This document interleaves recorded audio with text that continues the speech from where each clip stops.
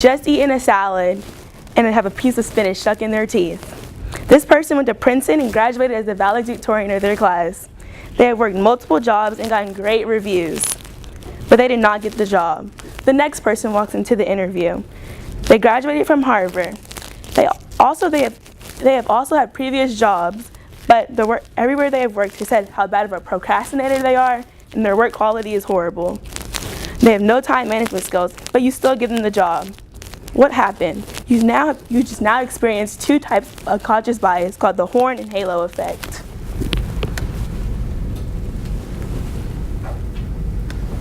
My empathize and why. I've chosen my project today because unconscious bias is an issue that is not talked about, especially just everyday life, but especially in your job. Whenever you go to a hiring process or who you sit next to in your job or you eat lunch with, is all affected by unconscious bias.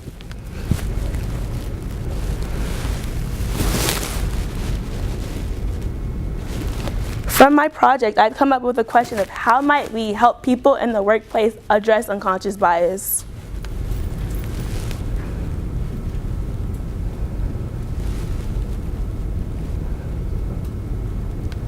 The defined stage of my project was empathy interviews that I've got to conduct at corporate Chick-fil-A with 3 people that worked there, and one person who started a startup small business. From my POV's point of view statements, where I was able to connect with my users and understand what their need was and what they needed from me to help address their unconscious bias in their workplace and understand why they did certain things.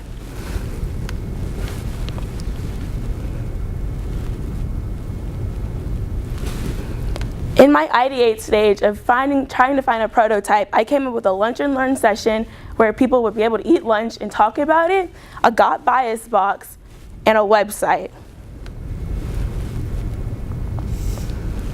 I'd like to get my son a laptop this year. He's away in college and he loves streaming movies. I don't know what happened.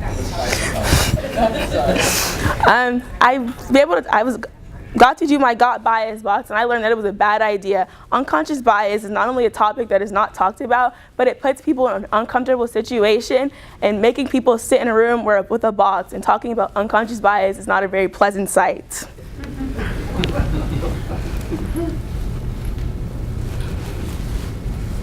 So I came up with a prototype idea of a website because not only is it accessible wherever you go, but it gives you information and it's letting you know what's going on and how can you fix it.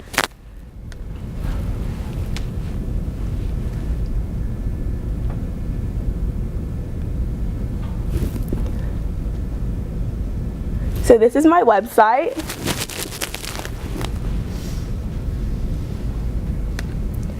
There's an about page with my questions and the what is unconscious bias, why it happens, how do we do it, and several different types of unconscious bias that people might affect. And one of the most popular ones that you see nowadays is gender bias. So I had some friends get together and make me a video of a type of gender bias. There you go. Thank you. My project name is Dave today. I didn't like. How come I did not get the job?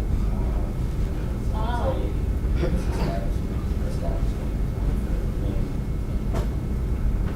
So what are you trying to say?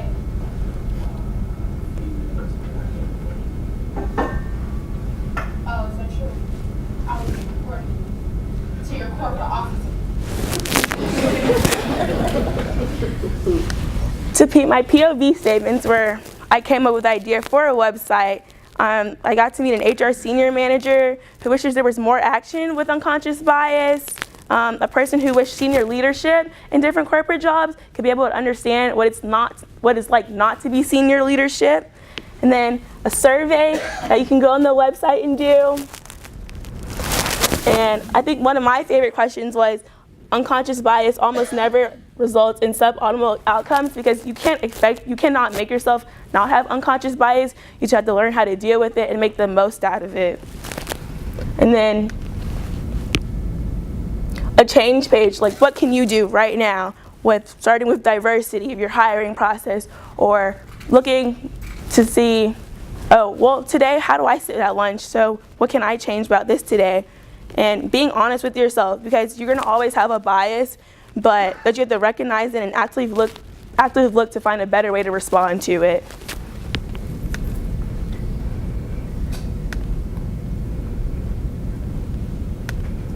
These are my resources. And then, does anyone have any questions?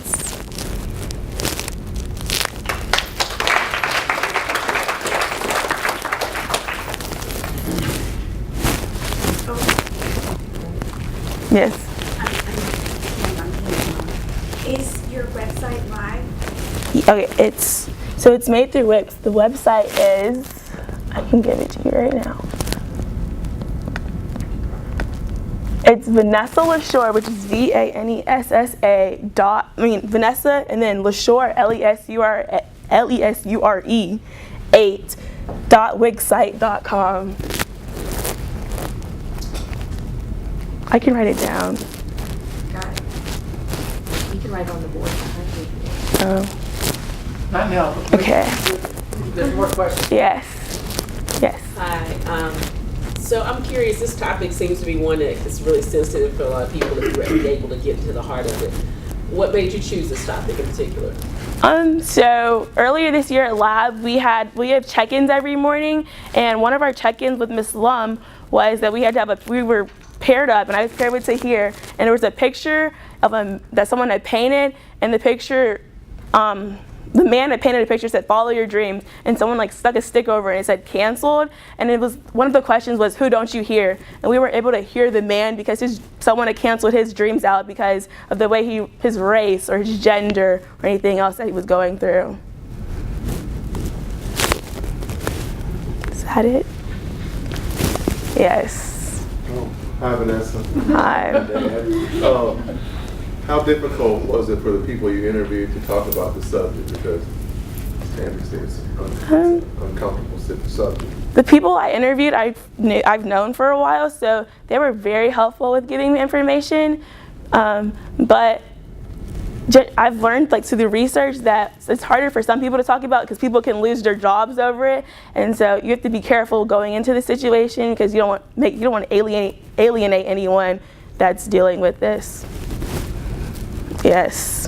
Vanessa, I'm your grandmother. How much information were you able to get from your dad, who works in a very awesome place? He was very helpful. Ms. Daisley.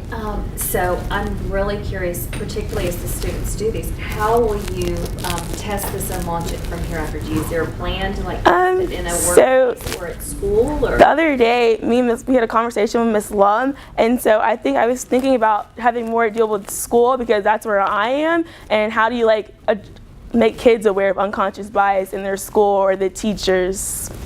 So you think you might use your website to do that when you go back to Jackson? Yes. That'd be cool to see. Thank you.